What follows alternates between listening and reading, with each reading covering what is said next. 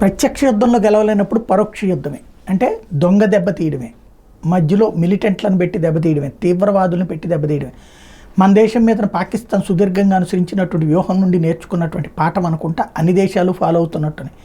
తాజాగా రష్యా ఓ పక్కన యుద్ధంతో తల్లడిల్లుతోంది, ఉక్రెయిన్ మీద దాడులు చేస్తోంది, తన దేశాన్ని తను డిఫెండ్ చేసుకునేటువంటి పనిలో ఉంది.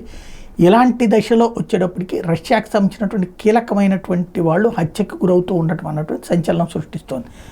అది రష్యానే ఊహించినటువంటి పరిణామా లేదా రష్యానే చేసింది అనేది తేలాలి. ఎందుకంటే 4 cops suffered injuries while all 5 gunmen were killed in the shootout. ఇది రష్యాలో ఉన్నట్టుండి మొన్న మధ్యన ఎట్లయితే మాల్ మీద దాడి జరిగిందో అట్లాగా పోలీస్ ఆఫీసర్స్ మీద అటాక్ జరిగింది. అందులో 2 పోలీస్ ఆఫీసర్స్ చనిపోయారు.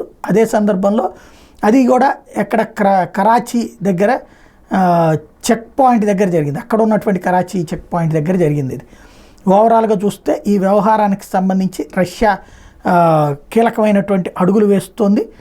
ఈ వ్యవహారంలో according to the regional branch of Russia's interior ministry ఏం చెప్తారంటే 2 Russian police officers were kill after 5 armed militants raided a check point in the Karachi. ఇది అక్కడ చెక్ పాయింట్ దగ్గరే లేపేశారు 5గురిని కూడా అన్నటువంటి విషయం చెప్తున్నారు.